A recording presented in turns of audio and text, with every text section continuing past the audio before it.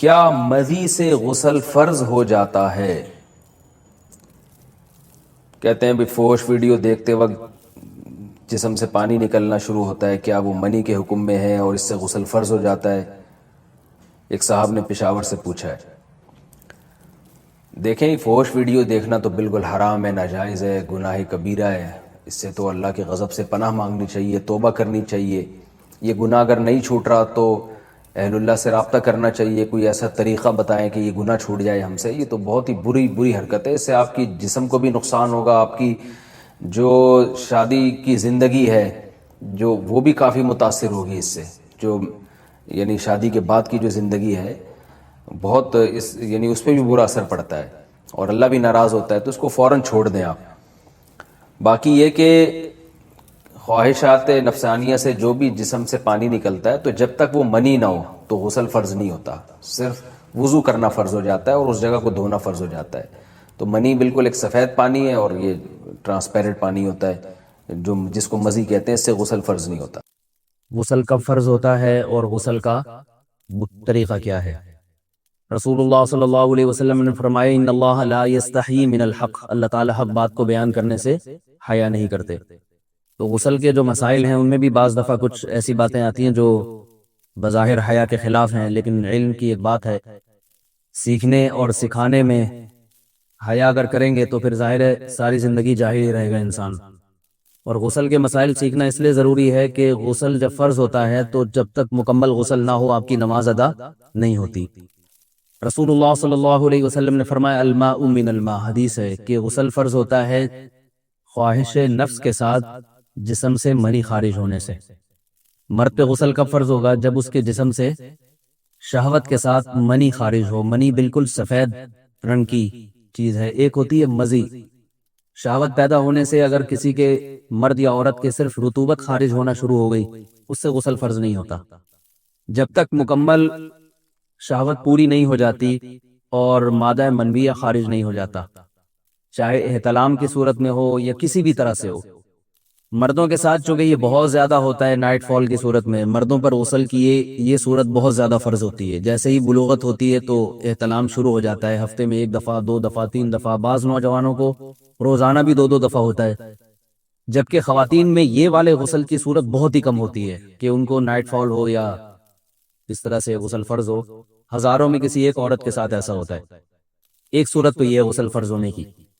دوسری صورت کیا ہے کہ جب انسان اپنی زوجہ کے ساتھ ملاب کرے اور انٹرکورس ہو جائے، چاہے اس صورت میں ڈسچارج دونوں میں سے کوئی ہو یا نہ ہو، لیکن دونوں پہ غسل فرض ہو جائے گا، مرد پہ بھی اور عورت پہ بھی۔ یہ تو مردوں کے غسل کے فرض ہونے کا۔ مردوں کے غسل میں ایک چیز یہ بھی ہے کہ اگر آپ نے رات کو نیند کی اور صبح آپ اٹھے اور آپ نے کپڑوں پہ نشان دیکھا، اب آپ کو یہ پتہ نہیں چل رہا کہ یہ منی کا نشان ہے یا مزی کا ہے، تو بھی آپ پر غسل کرنا فرض ہے۔ یہی سمجھا جائے گا کہ یہ آپ خواب میں ڈسچارج ہوئے۔ عورت پر جو غسل فرض ہوتا ہے ایک اور صورت میں ہوتا ہے کہ جب خواتین کو ایام آنا بند ہو جاتے ہیں، حیض یا نفاس سے جب پاک ہو جائیں تو بھی ان پہ غسل فرض ہے۔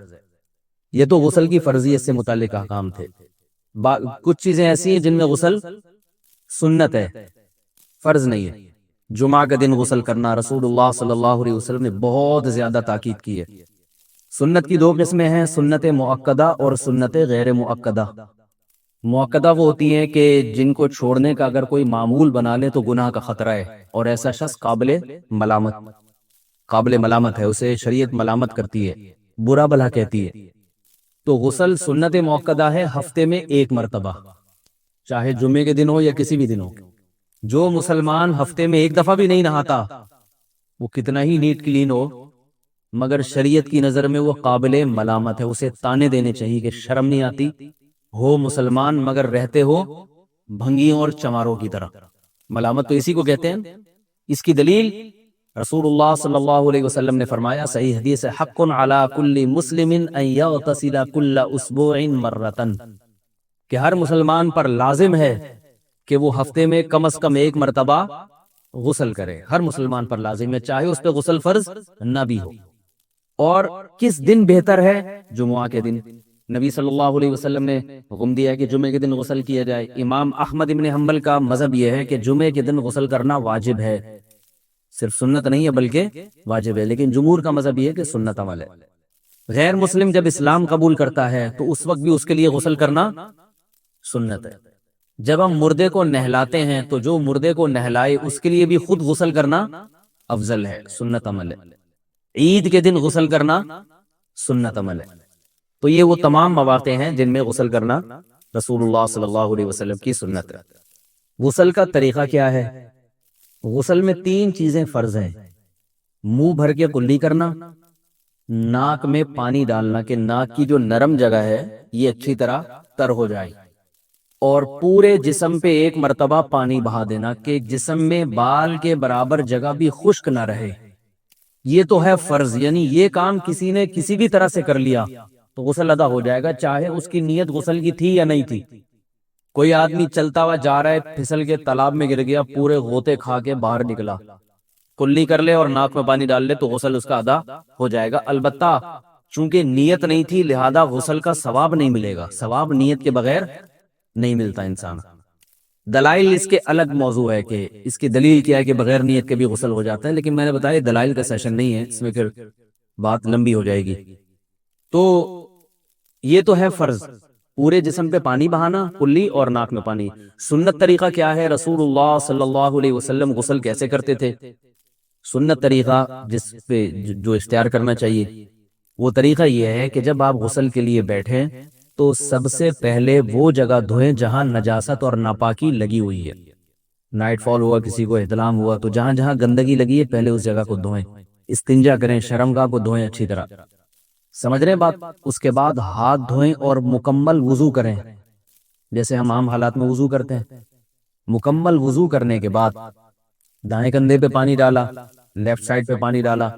پہلے زمانے میں تو چلو سے غسل ہوتا تھا، ہاتھ دھو لیے تو اب چلو سے پانی لے کے یہاں ڈالا جا رہا ہے، چلو سے پانی لے کے یہاں ڈالا جا رہا ہے، پورے جسم پہ ملا جا رہا ہے، اور چلو سے پانی لے کے 3 دفعہ سر پہ ڈالا جا رہا ہے۔ تو آج کل چلو الو تو ہے نہیں، شاور کے نیچے جا کے کھڑے ہو جاتے ہیں، تو اس میں یہ کہ شاور کھولے اسی کھڑے ہوئے ہیں، سارے چلو اس میں خود بخود ہی ہو جائیں گے، پورے جسم پہ پانی بہ جائے گا۔ نبی صلی اللہ علیہ وسلم کے دور میں یہ جدید چیزیں نہیں تھی، شیمپو اور صابن، تو آپ صلی اللہ علیہ وسلم بیری کے پتوں سے غسل کی ترغیب دیا کرتے تھے۔ بیری کے پتوں کو اگر پانی میں پکایا جائے تو پانی میں میل کچیل صاف کرنے کی صلاحیت بہت بڑھ جاتی ہے۔ ہمارے زمانے میں اس تکلف کی ضرورت نہیں ہے، صابن ملتے ہیں اس سے نہا لے آدمی، نہایا کریں، بہرحال کہنے کا مقصد یہ آپ لوگوں سے۔ تو یہ سنت طریقے سے غسل ہو جائے گا آپ کا، سمجھ رہے ہیں بات کو؟ سب سے پہلے استنجا کیا، اس کے بعد وضو کر لیا، اس کے بعد غسل کر لیا۔ اگر کسی نے غسل میں وضو نہیں کیا اور ویسے ہی پورے جسم پہ پانی بہا دیا تو بھی اس کا وضو خود بخود ہو جائے گا، اس غسل سے وہ نماز پڑھ سکتا ہے، کیونکہ بعض لوگ غسل کرنے کے بعد دوبارہ وضو کر رہے ہوتے ہیں، اس کی ضرورت نہیں ہے، کیونکہ جب غسل کرتے ہیں تو وضو والے اعضاء تو خود بخود اس میں دھل جاتے ہیں۔ یہ ہے غسل کا طریقہ۔ وضو کیسے ٹوٹتا ہے؟ جن چیزوں سے غسل فرض ہوتا ہے ان چیزوں سے وضو تو بہرحال ٹوٹتا ہی ہے، اس کے علاوہ بھی وضو ٹوٹتا ہے۔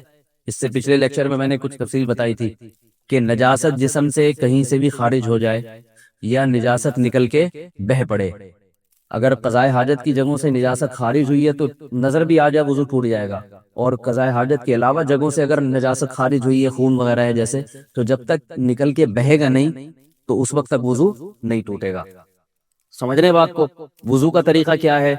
سب سے پہلے دونوں ہاتھوں کو دھویا جائے، 3 دفعہ کلی کی جائے، مسواک کی جائے، 3 دفعہ ناک میں پانی ڈالا جائے، پھر پورے چہرے کو، پیشانی، یہ جو ہے جہاں سے پیشانی ہماری شروع ہو رہی ہے اور تھوڑی کے نیچے، تھوڑی جہاں ختم ہو رہی ہے، اور ایک کان کی لو سے دوسرے کان کی لو تک 4 اعضاء ہیں وضو میں دھونا فرض ہیں۔ 1 چہرہ، نمبر 2 بازو، نمبر 3 سر کا مسا، چوتھائی سر، اور نمبر 4 پاؤں کو دھونا۔ اس کی دلیل قرآن مجید کی مشہور آیت ہے فَاغْسِلُوا وُجُوهَكُمْ وَأَيْدِيَكُمْ إِلَى الْمَرَافِقِ۔ اللہ فرماتے ہیں ایمان والو جب نماز کا ارادہ ہو تو اپنے چہروں کو اور اپنے ہاتھوں کو دھو، سر کا مسا کرو اور پاؤں کو ٹخنوں سمیت دھو۔ دھونے کا حکم ہے قرآن مجید میں۔ البتہ سر کے بارے میں یہ نہیں ہے پورے سر کا مسا کرو، بلکہ آ رہا ہے وَامْسَحُوا بِرُؤُوسِكُمْ، با کا لفظ ہے، با آتی ہے تبعیض کے لیے کہ سر کے بعض حصے کا مسا. اب بعض حصے کا قرآن حدیث میں کہیں تذکرہ نہیں ہے، تو اس میں فقہائے کرام کے اجتہادات ہیں. امام شافعی فرماتے ہیں تھوڑا سا بھی ٹچ کر لیا سر کو ہو جائے گا. امام ابو حنیفہ فرماتے ہیں نہیں، کم از کم 1/4 کا ہونا ضروری ہے. سب کے اپنے اپنے دلائل ہیں، ان دلائل میں نہیں جاتا. فقہ حنفی کو جو فالو کرنے والے ہیں تو ان کو چاہیے کم از کم 1/4 سر کا مسا. یہ فرض ہونے کے لیے ضروری، مگر سنت کیا ہے؟ پورے سر کا مسا. نبی صلی اللہ علیہ وسلم دونوں ہاتھوں کو بھگو کے پورے سر کا مسا کرتے تھے ایسے. سمجھ رہے ہیں بات کو؟ اور مسا کے جو یہ ٹیکنیکل طریقے ہیں کہ آپ یوں پہلے انگلی بنائیں، پھر یوں لے کر جائیں، پھر یوں گھما کے لائیں، پھر یوں، یہ ٹیکنیکل طریقے حدیث سے ثابت نہیں ہے. مسا کا طریقہ کیا ہے؟ بھیگا ہوا ہاتھ لے کے ایسے پورے سر کو ہو گیا. پھر حدیث میں یہ بھی ہے کہ یوں لے جاؤ، اور یہ بھی ہے کہ دو واپس بھی لے کر آؤ، دونوں طرح سے ثابت. تو ایسے بھی کر سکتے ہیں کہ یوں لے جائیں، اور ایسے بھی کر سکتے ہیں لے کے جائیں اور پھر واپس بھی لے آئیں. دونوں طریقے جائز ہیں، لیکن کم از کم سنت اتنی ہے کہ پورے سر کا مسا ہونا چاہیے. بعض لوگوں کو شو مارنے کا شوق ہوتا ہے، اگر وہ واپس لائیں تو بال ان کے خراب ہو جاتے ہیں. کہتے ہیں یار یہ پھر مسئلہ خراب ہو جائے گا، تو پھر ایسے لوگ صرف یوں ہی لے جائیں کافی ہے. افضل تو یہ کہ یوں بھی لے یوں بھی لے جائیں، دونوں طرح سے صحیح ہے. بہرحال دونوں حدیث سے ثابت ہیں. سمجھ رہے بات کو؟ اور یہاں ایک اہم مسئلہ بتا دوں، قرآن مجید نے پاؤں کو دھونے کا حکم دیا ہے، پاؤں پہ مسح کرنے کا حکم نہیں دیا. اور حدیث میں خفین پر مسح کرنے کا حکم ہے. تو قرآن اور حدیث کو فقہا نے جمع کیا ہے.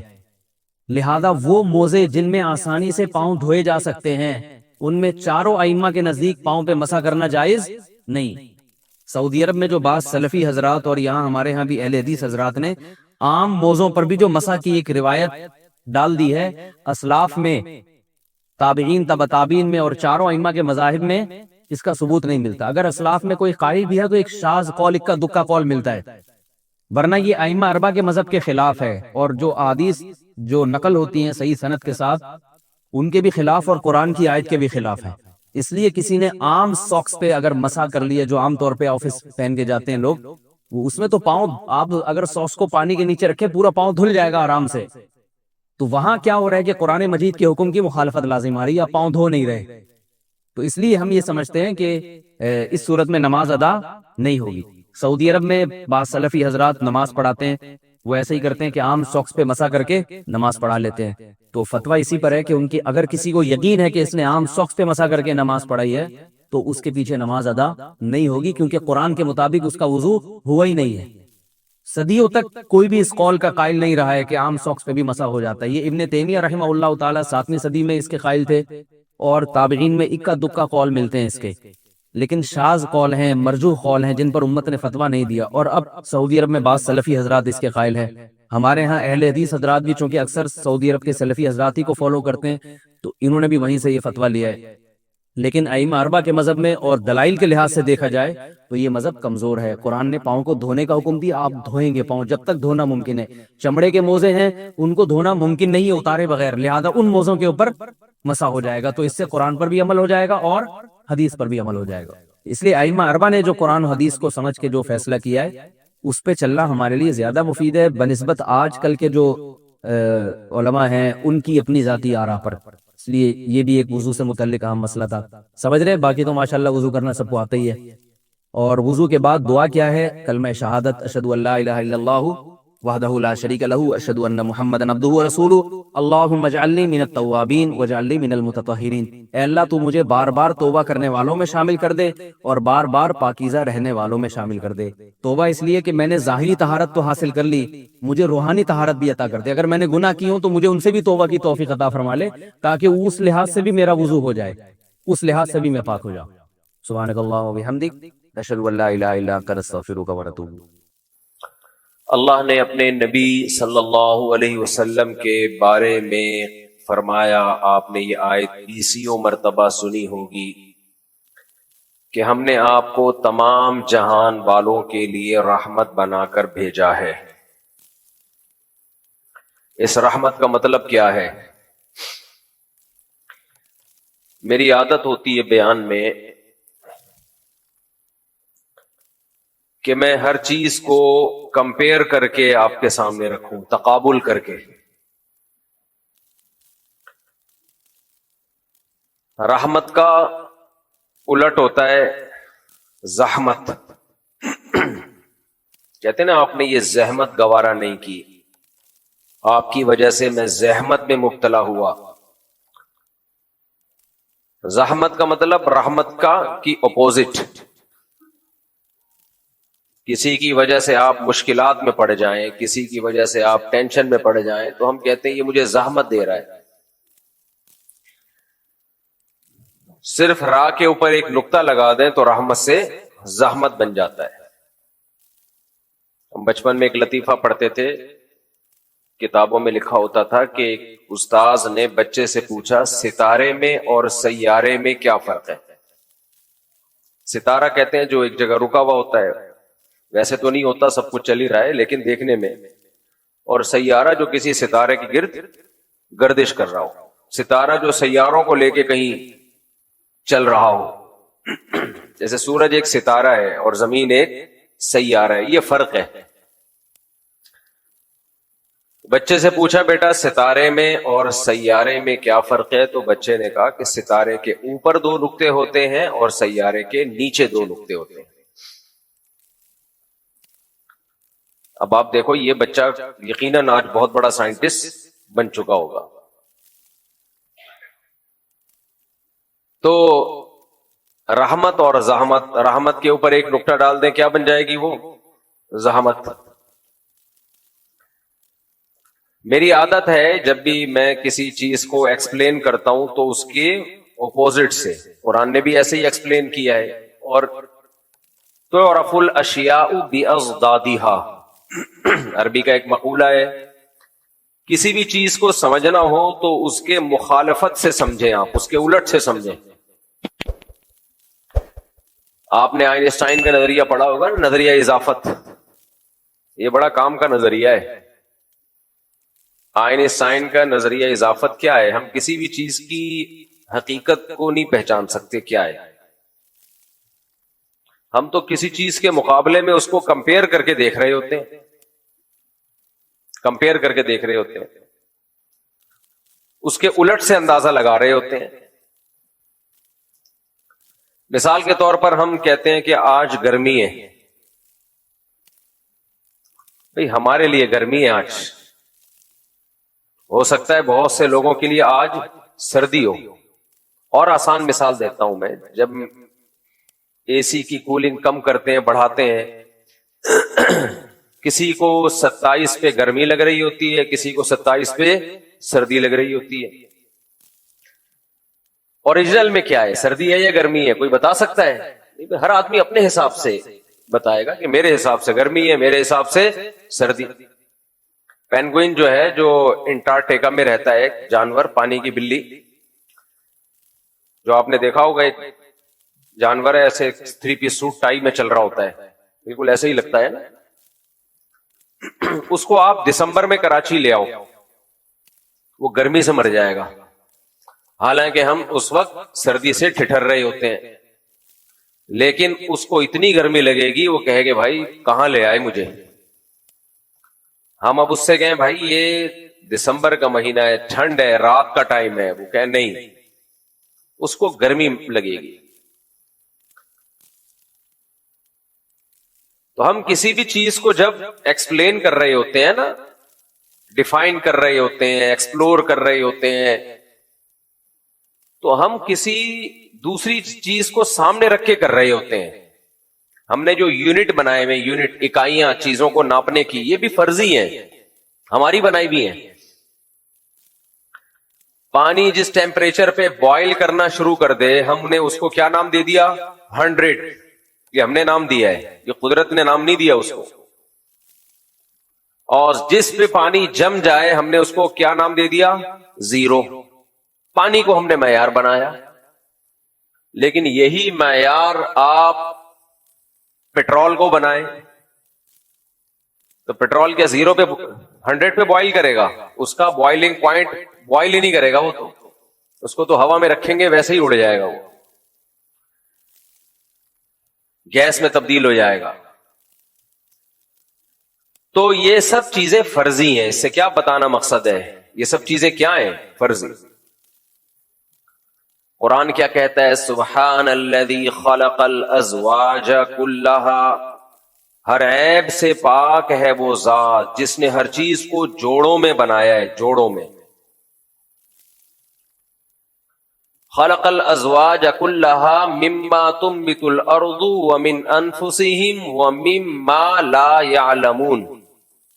نباتات میں بھی جوڑے بنا دیے، انسانوں میں بھی جوڑے بنا دیے، اور ومما لا يعلمون، بہت ساری ایسی چیزوں میں بھی جوڑے ہیں جو تمہیں معلوم نہیں ہے. تم سمجھ رہے ہو کہ یہ سنگل ہے، حالانکہ وہ پیر ہیں، ان میں بھی جوڑے ہیں. آج تو سائنس نے ان رازوں سے جب پردہ اٹھایا ہے تو پتا چلا کہ بھئی ہر چیز ہی اسی اصول پہ چل رہی ہے. اس کائنات کا پورا نظام ہی اسی پہ چل رہا ہے. پیئرنگ ہے، جوڑے ہیں، صرف ایک کمارے چھڑے چھاٹ ہیں جو بغیر جوڑوں کے گھوم رہے ہیں، تبھی ان کے جوڑ خراب ہو رہے ہیں. جوڑے نہیں ہے نا تو جوڑے نہ ہونے سے کیا خراب ہو رہا ہے؟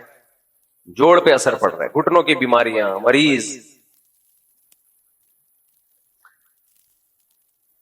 تو اللہ کا تعالیٰ کا بنایا ہوا نظام ہے بھائی. ہر چیز کو دیکھو، ہر چیز کو جوڑوں جوڑوں میں بنایا نا. تو جوڑا کہتے کس کو ہے؟ آپ کی جو بہت اہم پوائنٹ ہے، اللہ کرے اتر جائے دماغ میں. اندھیرے کا جوڑا کیا ہے؟ کس سے ہم کمپیئر کرتے ہیں اندھیرے کو؟ روشنی سے. بہت اہم پوائنٹ کی بات اللہ نے دماغ میں ڈالی ہے.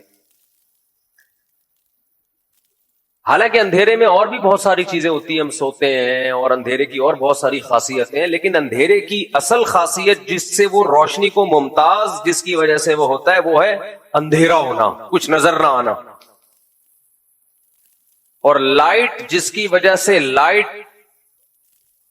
ڈارکنیس سے یا اندھیرے سے جدا ہوتی ہے، وہ اس کی لائٹنیس اور برائٹنیس ہے. وہ اس کی کیا ہے؟ اس کی لائٹ، اس کا لائٹ ہونا، اس میں روشنی کا ہونا. اس سے یہ پتا چلتا ہے کہ جو اسلام نے کہہ دیا نا کہ مرد عورت کی مشابہت اختیار کرے گا تو حرام، عورت مردوں کی مشابہت اختیار کرے گی تو حرام. وجہ کیا ہے؟ مرد اور عورت جو جوڑے ہیں نا، اس میں کیا چیز ہے؟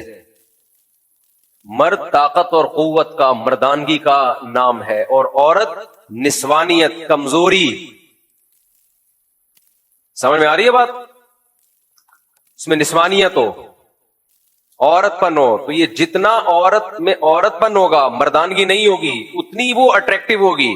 اور جتنے مرد میں مردانگی ہوگی، اتنا ہی وہ عورت کے مقابلے میں جوڑا بننے کے لائق ہوگا. تبھی ہم کہتے ہیں ایسی عورت سے شادی کرو جس میں عورت پنا پھوٹ کے بھرا، کوٹ کے بھرا ہوا ہو، جس میں عورت پنا. عورت پنا کیا ہوتا ہے؟ گھر داری، بچے پیدا کرنا، بچوں کو پالنا، ماں کی ممتا کا جذبہ، شوہر کے مقابلے میں آواز کو نیچا رکھنا. اور عورتوں سے کہتا ہوں ایسے مرد سے شادی کرو جس میں مردانگی کوٹ کے بھری بھی ہو، بہادر ہو، کانفیڈینس ہو، آواز میں دم ہو، لپسٹک پاؤڈر نہ لگاتا ہو. سمجھ آ رہی بات کی نہیں آ رہی ہے؟ بیوٹی پارلر میں دونوں ہی سج رہے ہیں جا کے. اس کا مطلب یہ کمپیئرنگ اس کو تقریباً اسی جیسا مل رہا ہے. اور وہ مردوں والی ڈریسنگ کر رہی ہے، شوہر کی اطاعت نہیں کر رہی، بچے پیدا نہیں کر رہی، ماں کی ممتا ہی نہیں ہے. کہہ رہی میں نے ابھی لائف کو انجوائے کرنا ہے، میں ابھی مردوں کے شانہ بشانے چل رہے ہیں، جیسے آج کل لبرل انٹیاں خواتین کو الو بنا رہی ہیں. میں نے مردوں کے شانہ بشانہ چلنا ہے، میں کوئی بچے پیدا کرنے کی مشین نہیں ہوں، اور آنکھوں میں آنکھیں ڈال کے بات کرنی ہے، مردوں کی اطاعت نہیں کرنی.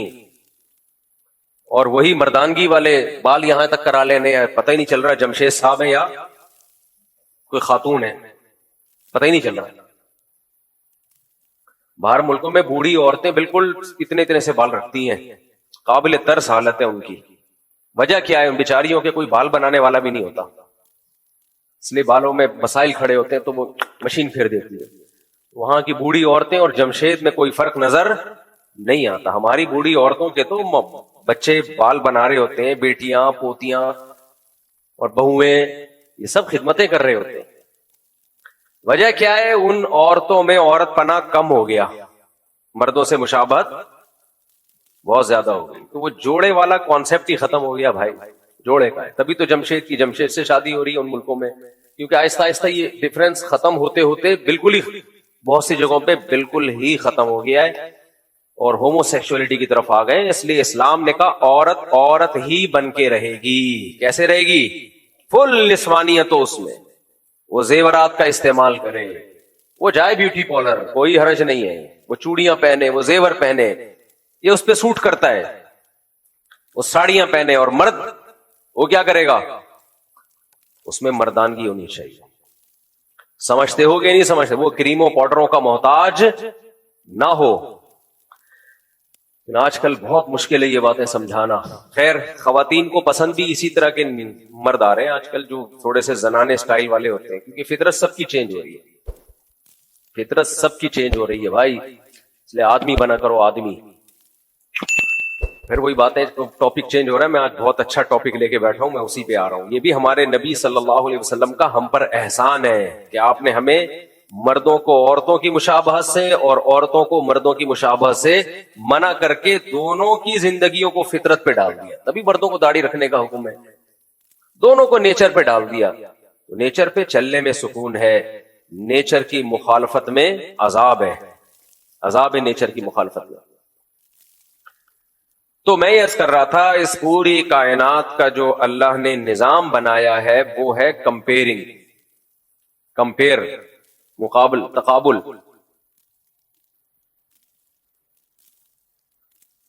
تو جب ہم یہ کہتے ہیں نا وما ارسلناک الا رحمتا للعالمین, ہم نے محمد صلی اللہ علیہ وسلم کو تمام جہان والوں کے لیے رحمت بنایا ہے, یہ بات آپ کی سمجھ میں اس وقت آئے گی جب آپ یہ فرض کر لیں کہ اگر محمد صلی اللہ علیہ وسلم دنیا میں نہ آئے ہوتے تو انسانیت کا کیا حشر نشر ہو چکا ہوتا. سمجھتے ہو گے نہیں سمجھتے ہو؟ نہ آئے ہوتے تو کیا حشر ہوتا. بہت زیادہ ڈیپتھ میں نہیں جاتا, تھوڑی دیر کے لیے فرض کر لیں ہماری کیا حالت ہوتی, تھوڑی دیر کے لیے فرض کر لیں ہماری کیا حالت ہوتی. مجھے بتاؤ اس مجمع میں کوئی ایک فرد ہوتا جو شراب سے بچتا ہے؟ ساری دنیا میں سب شراب پیتے ہیں, میں اور آپ اگر نہیں پی رہے تو یہ کس کی محنت ہے؟ 1400 سال گزر گئے سید الانبیاء صلی اللہ علیہ وسلم, 1400 سال,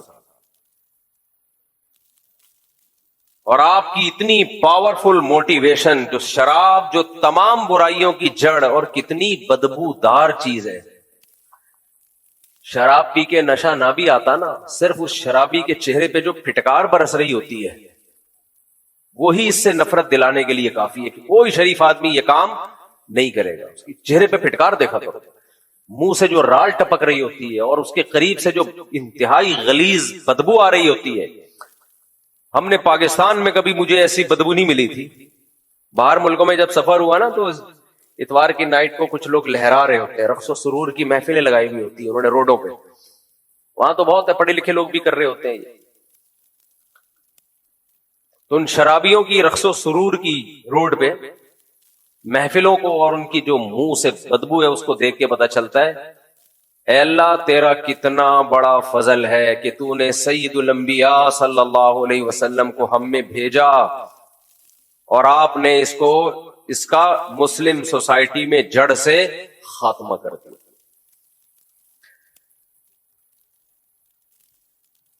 وما ارسلناک الا رحمتا للعالمین. اگر سید الانبیاء صلی اللہ علیہ وسلم نہ ہوتے, ہم نماز پڑھتے آج جمعے کی نماز کے لیے, صرف ایک نماز کو دیکھ لو, خدا کی قسم دنیا میں کسی مذہب کے پاس اتنی خوبصورت عبادت نہیں ہے, کہیں نہیں ہے.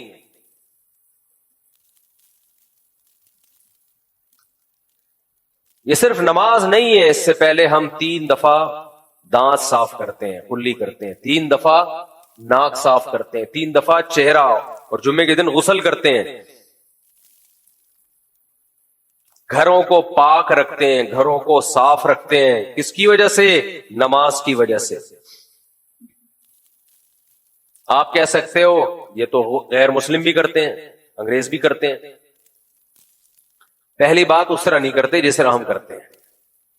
انٹیریئر کا معاملہ ان کا خطرناک ہے، باہر کی دنیا ان کی بہت حسین. صفائی جو سید الانبیاء صلی اللہ علیہ وسلم نے ہمیں سکھائی ہے وہ کہاں سے؟ سب سے پہلے انٹیریئر آپ کا. سمجھ رہے ہو کہ نہیں سمجھ رہے؟ آج بھی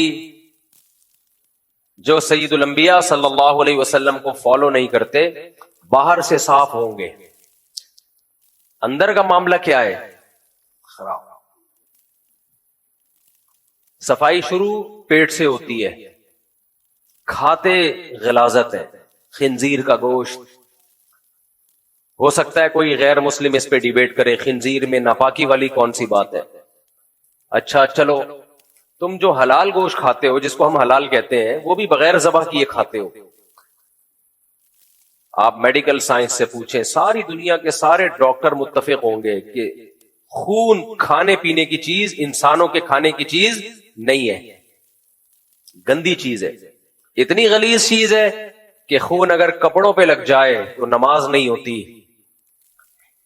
دنیا کا کوئی مذہب اگر اس خون کو کھانے کی اجازت دے رہا ہے تو کیا وہ صاف ستھرا مذہب ہو سکتا ہے؟ سید الانبیاء صلی اللہ علیہ وسلم کی تعلیمات ہیں کہ جانور کو ذبح کر کے کھاؤ تاکہ اس کا گندا خون اس کی باڈی سے نکل جائے. مسلمان گوشت بھی صاف ستھرا کھاتا ہے.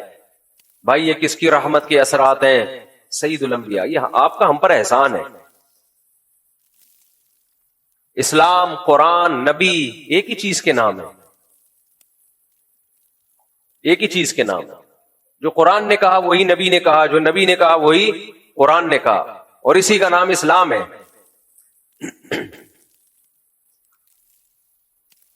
لیکن ہمارے نبی صلی اللہ علیہ وسلم کو یہ امتیازی حیثیت حاصل ہے کہ قرآن اللہ کا کلام، اسلام اللہ کا دین. لیکن ٹینشن کس نے اٹھائی ہے دعوت اور تبلیغ کی؟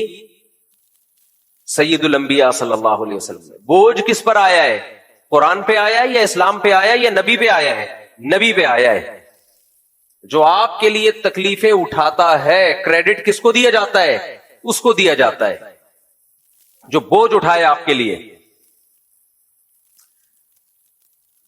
تو اس دعوت کے کام میں جو آج ہم تک اسلام پہنچا ہے اس میں سب سے زیادہ بوجھ کس نے اٹھایا ہے؟ کس ہستی نے؟ سید الانبیاء صلی اللہ علیہ وسلم نے. تو میں عرض کر رہا تھا ہمیں جو نبی نے صفائی سکھائی ہے وہ سب سے پہلے وہ صفائی کہاں سے شروع ہوتی ہے؟ اندر سے. مسلمان غلاظت نہیں کھاتا. دنیا میں آپ تحقیق کر لو سب سے زیادہ پاکیزہ خوراکیں آج بھی مسلمانوں کی ہیں. کتے بلی نہیں کھاتے ہم الحمدللہ. کراچی میں رہیں گے تو کتے ہمیں کھائیں گے، یہ ایک الگ بات ہے. پھر اس کا اسلام سے کوئی تعلق نہیں ہے. تو ہمارے حکمران بھی کھا رہے ہیں ہمیں اور ساتھ ساتھ کراچی کے کتے بھی کھا رہے ہیں.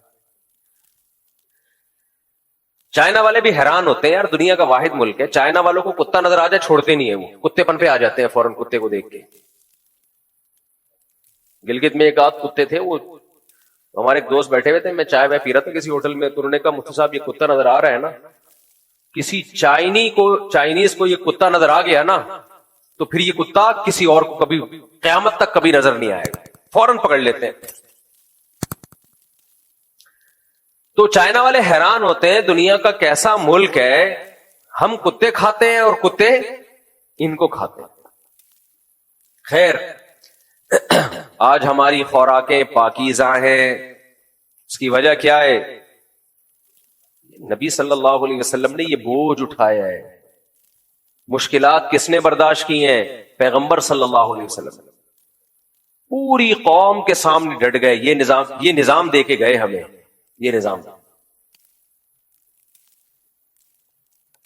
پھر یہ جو یورپین اقوام ہے نا، یہ تو 200-300 سال پرانی تاریخ ہے ان کی، جو ان میں صفائی ستھرائی ہے وہ بھی باہر کی ہے، اندر کی ابھی تک نہیں آئی. یہ 150-200 سال، زیادہ اس سے بھی پرانی نہیں ہے. اور ان کی کتابوں میں لکھا ہوا ہے کہ یہ نہانا دھونا اور یہ صفائی ہم نے کہاں سے سیکھی ہے؟ مسلمانوں سے سیکھی ہے. ہمارے ایک ریلیٹو مرچنٹ نیوی میں بہت ٹریولنگ تھی ان کی, کہتے ہیں گورے جو پڑھے لکھے تھے وہ بتاتے تھے کہ ہم نے نہانا مسلمانوں سے سیکھا ہے, ہمارے باپ داداؤں نے. پہلے جائیں آپ. تو میں نے آیت جو قرآن مجید کی پڑھی تھی, وما ارسلناک الا رحمت للعالمین, میرے بھائی نبی صلی اللہ علیہ وسلم کا ہم پر احسان کہ ہمیں صاف ستھرا, اگر سید الانبیاء دنیا میں نہ آتے تو آج ہم حلال کھاتے. اسلام نے ہمیں, نبی نے ہمیں بتایا. دیکھو حضرت جعفر طیار رضی اللہ تعالی عنہ نے جب نجاشی کے سامنے تقریر کی نا, تو نجاشی نے پوچھا کہ تمہارے نبی نے تمہیں کیا سکھایا ہے؟ تو ہمارے نبی حضرت جعفر طیار نے کیا فرمایا؟ ہم مردار کھایا کرتے تھے. محمد صلی اللہ علیہ وسلم نے ہمیں بتایا کہ مردار مت کھاؤ. کتنی پاکیزہ تعلیمات. کیا مطلب مردار کھاتے تھے؟ عربوں میں عادت تھی, آج بھی وہ لوگ یہ کام کرتے ہیں. کچرے پہ بکری مری پڑی ہے, اسے لے جا کے کھال اتاری اور کھا گیا. جانور مرا پڑا ہوا ہے, آپ گھر لے گئے, کھا لیا اسے. کیا یہ چیز انسان پہ سوٹ کرتی ہے؟ قطعاً سوٹ نہیں کرتی. تو آج دنیا میں سب سے زیادہ پاکیزہ خوراکیں کس کی ہیں؟ مسلمانوں کی. یہ کس کا احسان ہے؟ سید الانبیاء کی. ٹھیک ہے, قرآن نے بیان کیا کہ حلال کھاؤ, لیکن اس بیان پہ جو مشکلات اٹھائی ہیں یہ کس نے اٹھائی ہیں؟ سید الانبیاء صلی اللہ علیہ وسلم نے.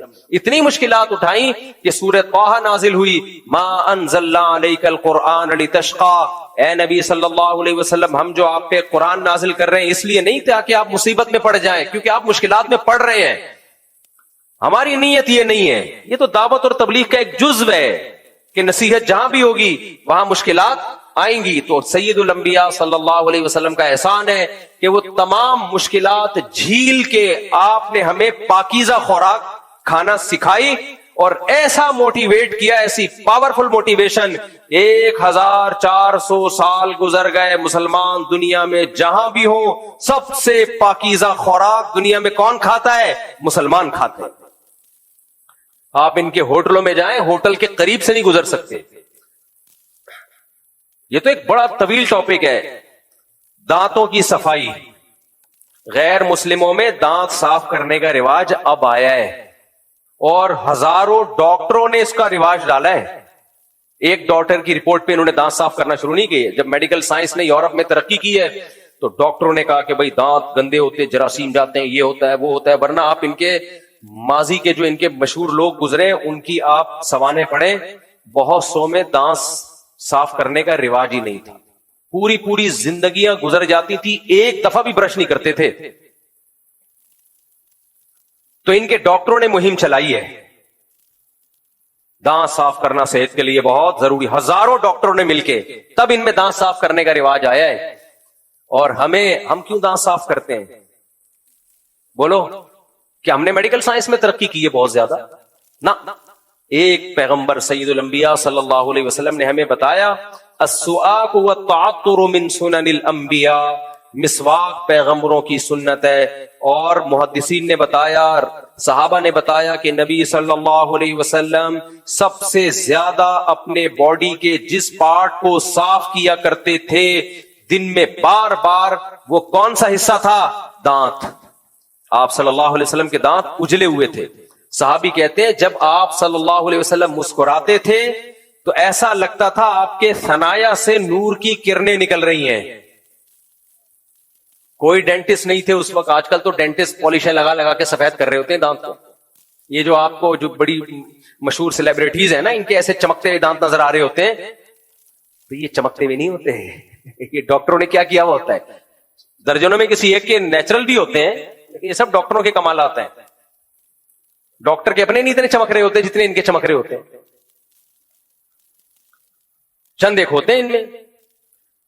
تو آج ہم دانت صاف کرتے ہیں, تو یہ کس کا احسان ہے ہمارے اوپر؟ محمد صلی اللہ علیہ وسلم. تبھی اللہ کہتے ہیں آپ تمام جہان والوں کے لیے رحمت. پھر غسل, باڈی کی صفائی. اگر سید الانبیاء صلی اللہ علیہ وسلم دنیا میں نہ آتے اسلام اور مسلمان تو دور کی بات، پوری دنیا میں نہانے کا رواج نہ ہوتا. یہ تو میں نے بتایا غیر مسلم جو انگریز ہیں وہ اعتراف کرتے ہیں ہمیں نہانا کس نے سکھایا ہے؟ مسلمانوں نے سکھایا. آج بھی یورپ کے بعض ممالک ایسے ہیں، میں ان ملکوں کا نام نہیں لیتا، ہمارے ایک ریلیٹو گئے، کہتے ہیں مجھے یورپ کے کنٹری کا پتا چلا، وہ بہت نفیس قوم ہے، بہت صاف ستھرے اور خوشبودار قوم ہے. کہتے جب میں وہاں گیا تو پتا چلا کہ ان سے زیادہ بدبودار قوم دنیا میں کوئی بھی نہیں. اور ان کی خوشبوئیں مشہور اس لیے کہ ان کی بدبوئیں بہت مشہور ہیں. ان بدبوؤں کو چھپانے کے لیے ضرورت ایجاد کی ماں ہے نا، کیا خیال ہے؟ تو ان کی بدبوؤں کے بھبوکے اتنے دنیا میں مشہور تھے کہ اس کو چھپانے کے لیے پھر اس میں جو خوشبوؤں کی صنعت نے ترقی کی ہے. تو یہ طبیعت میں نفاست کی وجہ سے نہیں، یہ بدبو کی وجہ. آپ کے گھر میں جب بدبو آ رہی ہوتی ہے اور ختم نہیں ہوتی، ختم کرنے کا طریقہ ہے بیت الخلا میں پانی بہا دو میرے بھائی، نہا لو تاکہ بغلوں کی بدبو ختم ہو جائے. آپ نہا نہیں رہے، آپ مہمانوں سے بدبو چھپانے کے لیے خوشبوؤں کے اسپرے مار رہے ہو. کب تک چھپو گے پیڑوں کی آڑ میں؟ کبھی تو ملو گے لنڈا بازار میں، ایک دن وہ بدبو پکڑی جائے گی. تو آج مسلمانوں میں صفائی کیوں ہے؟ یہ اسلام ہے بھائی. میں نے غیر مسلم کو دیکھا، سب غیر مسلم ایسے نہیں ہوتے، کسی غیر مسلم کا مذاق اڑانا مقصد نہیں ہے، لیکن اگر کوئی غیر مسلم ایسا ہوتا ہے جیسا میں بتا رہا ہوں تو صرف اسلام نہ ہونے کی وجہ سے ہوتا ہے، اس کے پاس اسلام نہیں. میں کنٹری میں تھا باہر، بڑا صاف ستھرا ملک، بڑا نیٹ کلین. ہم جوتوں کی دکان پہ گئے، میں نے کہا یار ذرا، انہوں نے دو بندوں نے بنیان پہنے ہوئے تھے، دو ملازم تھے بنیان پہنے ہوئے تھے انہوں نے. میں نے کہا کہ یار وہ ذرا اوپر والے شوز نکال کے دکھائیں، جاگنگ کے لیے شوز چاہیے تھے مجھے. جب انہوں نے یوں کیا ہے نا، دونوں نے، یا تو ایک ہوتا ہے نا غلطی سے رہ گیا، بعض دفعہ ہوتا ہے یار ٹائم نہیں ملا. کچھ یہاں مسلمانوں کی رپورٹیں بھی اسی قسم کی ہیں.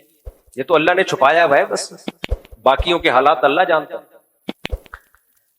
باقیوں کا مطلب باقی چیزوں کے. خیر میں زیادہ ڈیپ میں نہیں جا سکتا نا. تو جب انہوں نے یوں کیا تو میری جب نظر پڑی ہے وہ تصور آج تک میرے ذہن میں، رات کو سوتا ہوں میری نیند اڑ جاتی ہے، میں اپنا دماغ ہٹاتا ہوں وہاں سے. میں نے کہا یار ساؤتھ افریقہ کا جنگل بھی میں نے دیکھا ہے، امیزون کا جنگل اب تک نہیں دیکھ پایا لیکن ویڈیو میں دیکھا ہے. ایسا جنگل میں نے اس کائنات میں آج تک، کہ کیسے رہتا ہوگا، کتنی بدبو آتی ہوگی اس میں. گورا ہی تھا وہ. اگر وہ مسلم ہوتا یہ کنڈیشن نہ ہوتی. تو یہ تو اب وہ لوگ آئے ہیں ہمیں دیکھ دیکھ کے. اب ان کے ہاں واش روم میں شاور کا انتظام بھی شروع ہو گیا. جاپان میں تو سب جگہ پانی کا انتظام بیت الخلاء میں ہو گیا ہے. یہ کس نے رواج ڈالا ہے؟ مسلمانوں نے. لیکن یہ دنیا بھول جائے گی کہ یہ سیکھا انہوں نے کہاں سے ہے؟ مسلمانوں سے سیکھا ہے. کچھ دنوں میں لوگ کہیں گے مسلمانوں نے ان سے سیکھا ہے. نا. جب یہ رواج پڑ جائے گا نا تو ان کی کتابوں میں لکھا ہوگا مسلمان پانی استعمال نہیں کرتے تھے، انگریزوں سے سیکھا ہے، کیونکہ انگریز صاف ستھرے ہوتے ہیں. لیکن جو تاریخ دان ہیں وہ کیا کہیں گے کہ بیت الخلاء میں پانی کا استعمال غیر مسلموں نے کس سے سیکھا ہے؟ مسلمانوں سے سیکھا ہے. یہ تو صفائی ستھرائی کی بات. لباس دیکھو، قرآن میں جو سب سے پہلا حکم نازل ہوا ہے نا، حکم وَثِيَابَكَ فَطَهِّرْ، اے نبی اپنے لباس کو پاک رکھیے. اس وقت سے نبی نے امت کو حکم دیا کہ اپنے لباس کو پاک رکھو. اور جب لباس کو پاک رکھنے کا حکم ہے تو باڈی کو پاک رکھنے کا حکم اس سے بھی زیادہ ہے. یہ تو ایک ٹاپک ہے، نبی کی سیرت کا صرف ایک حصہ ہے، ایک پارٹ. آگے چلتے ہیں ہم جلدی جلدی میں اس بات کو سمیٹتا ہوں. آج سب سے خوبصورت خاندانی نظام پوری دنیا میں دیکھا جائے تو کس کا ہے؟ مسلمان. کیوں ہے یہ؟ اس لیے کہ رشتے، ان کی ویلیو سید الانبیاء صلی اللہ علیہ وسلم نے بتائی. ماں کا حق حسن اخلاق میں باپ سے 3 گنا زیادہ. یہ کس نے بتایا؟ محمد صلی اللہ علیہ وسلم نے. ماؤں پر سب سے بڑا احسان کس کا ہے؟ نبی کا. آج ہماری مائیں گھروں میں جن کی اولادیں ان کے سامنے اونچی آواز سے بات نہیں کرتی. اب تو ڈراموں فلموں نے خراب کر دیا, لیکن اب تک تو بھائی اپنی آوازیں ماؤں کے سامنے پس کر لیا کرتے تھے. تو یہ ماؤں پہ احسان کس نے کیا؟ نبی صلی اللہ علیہ وسلم نے. جو ماؤں کو حقوق مل رہے ہیں, تو نبی صلی اللہ علیہ وسلم ماؤں کے لیے رحمت ہوئے کہ نہیں ہوئے؟ نبی صلی اللہ علیہ وسلم نے فرمایا کہ والد اوسط ابواب الجنہ, جنت کا مین گیٹ تمہارا باپ ہے. مین گیٹ سے گھسے بغیر چھوٹے گیٹوں میں جا سکتے ہو آپ؟ تو باپ کو راضی کیے بغیر آپ جنت میں نہیں جا سکتے. رضا الرب فی رضا الوالد وسخط الرب فی سخط الوالد. جس نے خدا کو خوش کرنا ہے وہ باپ کو خوش رکھے, جس نے اللہ کو ناراض کرنا ہے وہ باپ کو ناراض کر دے. مسلم سوسائٹی میں ماں باپ کا ہمیشہ سے احترام رہا ہے. میرے پاس جب لوگ آتے ہیں نا, میری ماں کے لیے دعا کریں, بیمار ہے جو جس طرح وہ تڑپ رہے ہوتے ہیں, مجھے بڑا اچھا لگتا ہے. یار اس کی ماں بھی اس کے کسی کام کی نہیں ہے, بوڑھی ہو گئی, خدمت ہی کرنی ہے نا, اس نے زندہ رہ گئی, پھر بھی چاہ رہے ہیں کہ نہ جائے دنیا سے. غیر مسلموں میں کچھ تھوڑا سا رہ گیا یہ سیٹ اپ, باقی سب ختم. گورا نہیں روتا اس طریقے سے, بہت کم ہے ان میں جو ایسے روتے ہیں. تو 3 دنوں بعد لاشیں نکل رہی ہوتی ہیں. اب تو ہمارے لبرل لوگوں نے جا کے نا ان کے اولڈ ہاؤس کو بھی پروموٹ کرنا شروع کر دیا, کیونکہ ان کی زندگی میں ان کی زندگی میں کوئی فرق رہا نہیں ہے. تو کہتے ہیں مولوی لوگ بلا وجہ اولڈ ہاؤس کا مذاق اڑاتے ہیں, اتنا اچھا تو ہے, بوڑھے باپ جا کے وہاں کیرم بورڈ کھیلتا ہے, اور یہ زبردست گھر میں تو یہ سب چیزیں میسر نہیں ہوتی. ایک بدترین چیز کو کتنا خوبصورت لیبل لگا کے تم نے پروموٹ کیا. بھائی بوڑھے ماں باپ اپنے پاس رکھنے کی چیز ہے, کیرم بورڈ وہیں لا کے دے دو اگر کیرم بورڈ کھیل رہے ہیں انہوں نے. ہمارے تو بوڑھے کیرم بورڈ بھی نہیں کھیلتے, تسبیح ہاتھ میں لے کے اللہ اللہ کر رہے ہوتے ہیں. بوڑھا آدمی کیرم بورڈ کھیلتا ہوا, ڈبو کھیلتا ہوا اچھا لگتا ہے, اسنوکر کھیلتا ہوا, ڈبو کھیلتا ہوا اچھا لگتا ہے, یا تسبیح ہاتھ میں؟ ہمارے بوڑھوں کے چہروں پہ جو داڑھی کی رونق ہے, یہ کس کی وجہ سے ہے؟ سید الانبیاء صلی اللہ علیہ وسلم کی وجہ سے. آپ باپ کے حق میں بھی رحمت للعالمین ہوئے کہ نہیں ہوئے؟ بھائی کے حق میں رحمت للعالمین, بہنوں کے حق میں رحمت للعالمین, بیویوں کے حق میں. مسلمان اپنی بیوی کے حقوق خدا کی قسم پیغمبر کی تعلیمات کی وجہ سے ادا کرتا ہے. اگر پیغمبر کی تعلیمات نہ ہوتی, ایک بیوی پالنا ہاتھی پالنے سے زیادہ مشکل ہے. آدمی کہتا ہے جان چھڑاؤ, گرل فرینڈ رکھو, بیوی کی ٹینشن مت اٹھاؤ. غیر مسلم بیوی کی ٹینشن نہیں پالتا, پالتا ہے تو بڈھا ہونے کے بعد, 50-55 سال کے بعد. ویسے میں بھی 50 ہوں, لیکن ابھی رپورٹ یہ کہ بڈھا ہوا نہیں ہوں. آگے چلیں, یہ جملہ معترضہ. رپورٹ کے مطابق اگر بڈھا ہوتا تو پراٹھے ہضم نہ کر رہا ہوتا, بس یہ سب, بس اتنا کافی ہے. بڈھا ہوتا تو پراٹھے ہضم نہ کر رہا ہوتا. میں پراٹھے چھوڑتا بھی نہیں ہوں, حالانکہ ساری دنیا کے سارے ڈاکٹر کہتے ہیں چھوڑ دو. میں کہتا ہوں دنیا چھوڑ دوں گا, پراٹھے نہیں چھوڑوں گا, کیونکہ میں میڈیکل سائنس کو اتنا لفٹ نہیں کراتا جتنا ڈاکٹروں نے ہوا بنا کے پیش کر دیا. یہ تو آپ کو لے آئیں گے ڈائٹ پلان اور کیٹو ڈائٹ اور ٹوپی ڈراما, نارمل رہو جیسے ساری دنیا کھا پی رہی ہے. ڈاکٹروں کی ریسرچ کل چینج ہو گئی نا, مر جاؤ گے. اس لیے بڑے بزرگ کہتے ہیں کھاتا پیتا ہوا مرتا بھی اچھا لگتا ہے. ہاں اعتدال سے کھاؤ. اگر صبح 2 پراٹھے پھوڑ دیے ہیں تو دوپہر کا تھوڑا ہلکا کر لو, رات کا ہلکا کر لو, پھوڑتے ہی نہ رہو بیٹھ کے. اور فزیکل ایکٹیویٹی رکھو, بھاگم دوڑ یہ سب رکھو. پھر پراٹھے بھی کھاؤ, انڈے بھی کھاؤ, ملائی تو کھاؤ. کولیسٹرول کے چکر میں ملائی بھی چھڑوا دی, کیا کھائیں پھر؟ جائیدادیں کھانا رہ گیا پھر تو بس. تو بھاگو دوڑو, شوگر بلڈ پریشر کو کنٹرول میں رکھو, اور 40 سال کے بعد کبھی کبھار ٹیسٹ کرا لیا کرو کولیسٹرول کا. یہ چیزیں نہ بڑھیں, بلڈ پریشر وغیرہ مانیٹر رکھو. باقی بھاگو دوڑو, کھاؤ پیو, موج مستی کرو, سب کچھ کھاؤ. چینی وینی چھوڑ دو, آرگینک چیزوں کو فوکس کرو, دیسی چیزوں کو, اس میں سب کچھ کھاؤ. پیزے برگر نہیں, اب پتا چلا آپ نے پیزے برگر چھوڑنا شروع کر دی. خیر, تو میرے اچھا اس میں بھی ہمارے نبی کا احسان ہے.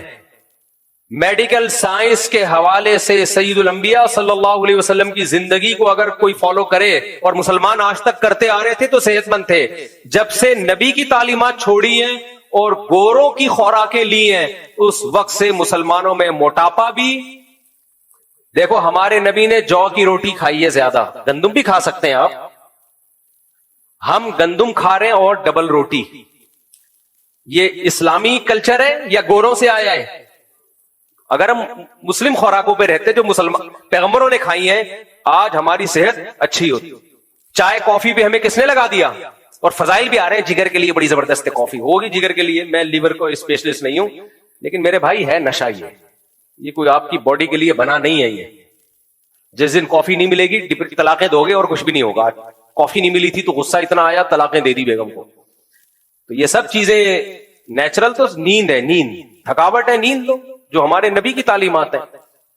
وجعلنا نومکم سباتا، اللہ کہتے ہیں تمہاری تھکاوٹ دور کرنے کا ذریعہ میں نے کافی کو چائے کو نہیں بنایا، کس کو بنایا ہے؟ گہری نیند۔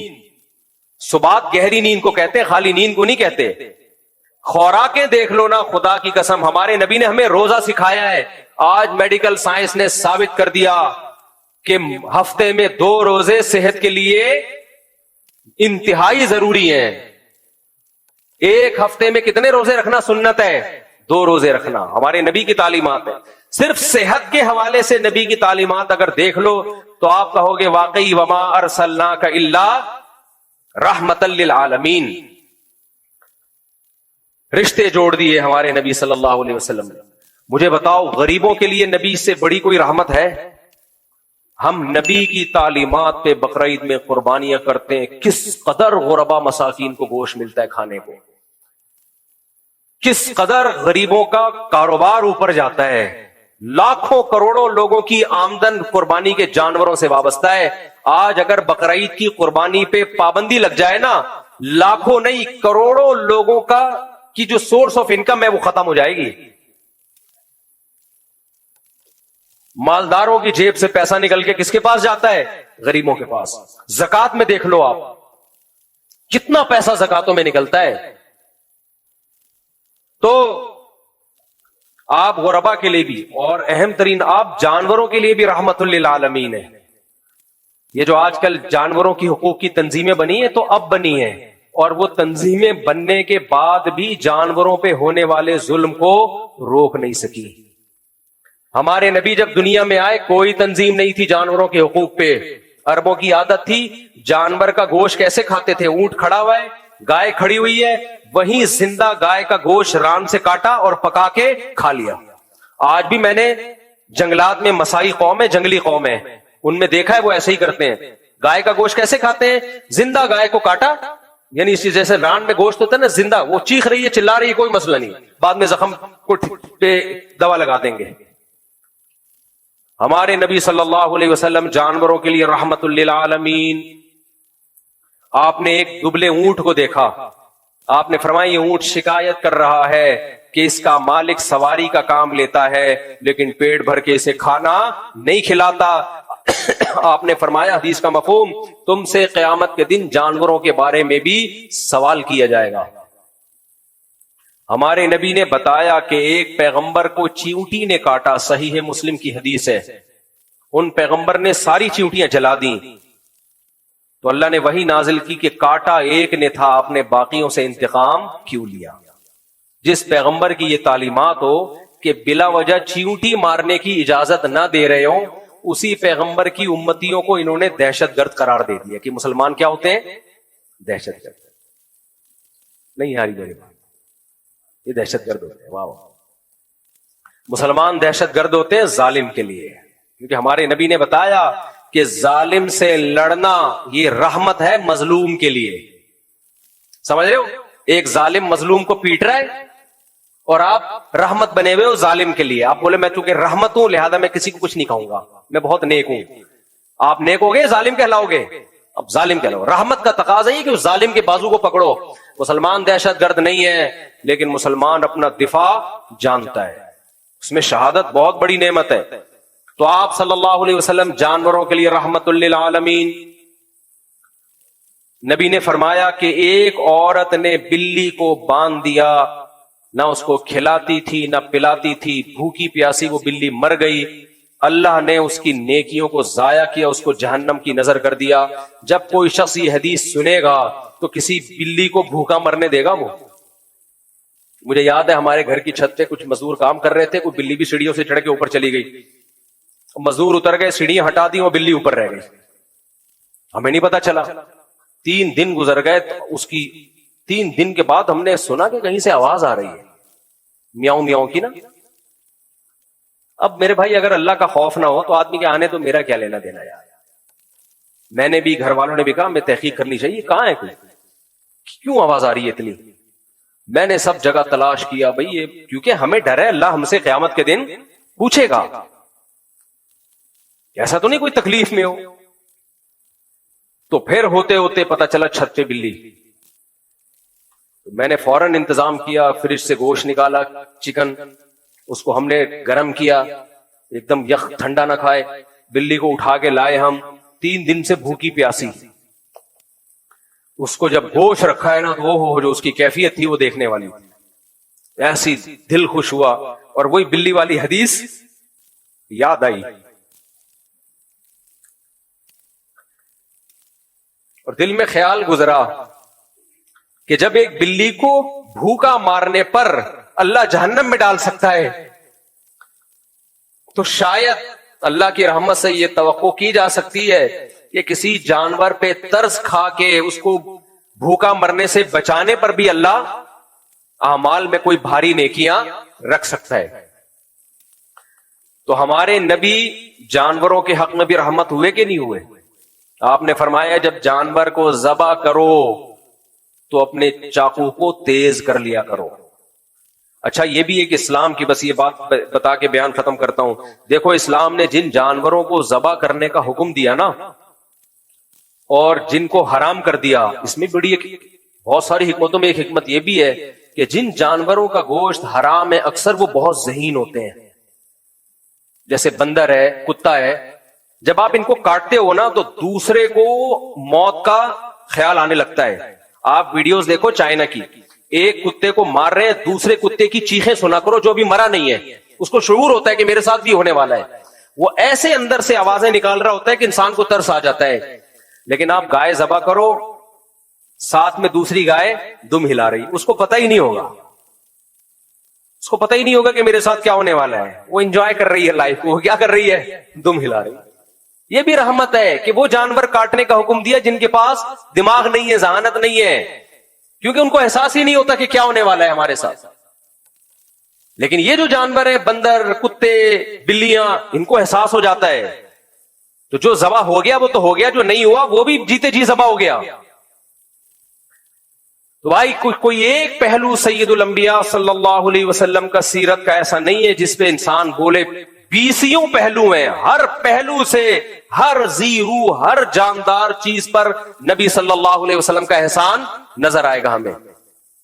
اس لیے قرآن یہ کہنے میں، حق بجانے میں وقت پورا ہو گیا، ورنہ میں اس کی ابھی اور 20 مثالیں دیتا کہ اگر نبی صلی اللہ علیہ وسلم دنیا میں نہ آتے، خدا کی قسم نہ جانور انسانوں کے ظلم سے محفوظ۔ اور آپ جاؤ ان فارم ہاؤس میں جو خنزیر پالتے ہیں، ان میں جانوروں کے بچوں کے ساتھ کیا سلوک ہوتا ہے، یوٹیوب پہ ویڈیو پڑی ہوئی ہے۔ یہ جانوروں کی حقوق کی تنظیمیں اپنی جگہ، لیکن کوئی نہیں سنتا ان تنظیموں کی، جس طرح جانوروں کو مارا جاتا ہے، جو بیمار ہو جاتے ہیں کس طرح ان کو بے دردی سے قتل کیا جاتا ہے، بہت اس میں ڈیٹیل ہے، بہت تفصیل ہے۔ آپ جائیں گے یوٹیوب پہ ویڈیوز پڑی ہوئی ہیں، کس طرح زندہ کتے کو اٹھا کے کڑھائی میں ڈالا جاتا ہے، آج بھی ہو رہا ہے دنیا میں، زندہ مرغے کو اٹھا کے جلتی ہوئی کڑھائی میں ڈالا جاتا ہے، یہ سب دنیا دیکھ رہی ہے۔ ہم پہ کس نے پابندی لگائی ہے؟ ہم جانوروں کی حقوق کی تنظیموں کے خوف سے ایسا نہیں کر رہے، بلکہ ہم جانور پر احسان کس کی تعلیمات کی وجہ سے کر رہے ہیں؟ نبی صلی اللہ علیہ وسلم کی، کیونکہ آپ نے فرمایا کہ ہر جاندار چیز پر احسان کا اللہ نے ثواب رکھا ہے، اور حدیث کا مفہوم ہر جاندار چیز کو بلا ضرورت تکلیف پہنچانے پر اللہ نے عذاب رکھا ہے۔ تو آپ انسانوں کے لیے بھی رحمت، آپ مردوں کے لیے بھی رحمت، آپ عورتوں کے لیے بھی رحمت، آپ ماں باپ کے لیے بھی رحمت، آپ اولاد کے لیے بھی رحمت، اور آپ جانوروں کے لیے بھی رحمت۔ جتنی تنظیمیں اس وقت دنیا میں مختلف حقوق کی بنی ہیں، ان تمام تنظیموں کے حقوق کی محنتیں اور ان پہ جو سرمایہ خرچ ہو رہا ہے وہ اپنے جیب سے تھوڑی خرچ کر رہی ہیں، اربوں خربوں روپے ان پہ خرچ ہو رہے ہیں۔ ان کی موٹیویشن کا آؤٹ پٹ دیکھیں کیا ہے، اور ایک سید الانبیاء صلی اللہ علیہ وسلم جنہوں نے ہم سے کوئی اجرت نہیں مانگی، ان کی موٹیویشن کا اثر دیکھیں تو ترازو کے ایک پلڑے میں رکھیں تو ہزاروں گنا نبی صلی اللہ علیہ وسلم کی رحمت کا جو عنصر ہے وہ آج جو دنیا میں انسانی اور جانوروں کے حقوق کی تنظیم میں کام کر رہی ہیں اس سے ہزاروں گنا زیادہ ہے۔ تو اس لیے میرے بھائی ہم بوانگے دہل یہ کہتے ہیں کہ قرآن نے جو کہا وما ارسلناک الا رحمۃ للعالمین، آپ سراپا تمام جہان والوں کے لیے رحمت ہیں۔ 1400 سال کے بعد بھی قرآن کا یہ معجزہ آج دنیا اپنی آنکھوں سے دیکھ رہی ہے۔ باقی جو اعتراض کرنے والے ہیں جو گھوم پھر کے 2-4 چیزوں پہ اعتراض کرتے ہیں کہ نبی نے اتنی شادیاں کیوں کی، آپ کی عمر اتنی تھی تو سیدہ عائشہ 9 سال کی عمر میں تھی، ان سے نکاح کیوں کیا، یہ 2-4 چیزیں ہی گھماتے رہیں گے قیامت تک۔ حالانکہ اس کا بھی علماء جواب دے چکے ہیں۔ کوئی نیوٹرل ہو کے نبی کی سیرت کو دیکھے گا تو یہ کہے بغیر اس کے پاس کوئی چارہ نہیں ہے کہ واقعی آپ اللہ کے پیغمبر ہیں۔ اللہ کے سفیر اور نمائندے ہی کی دعوت میں اتنی پاور ہوتی ہے، کسی عام بشر میں ایسی طاقت نہیں ہوتی۔ اللہ ہم سب کو سمجھنے کی، عمل کی توفیق عطا فرمائے۔ وما علینا الا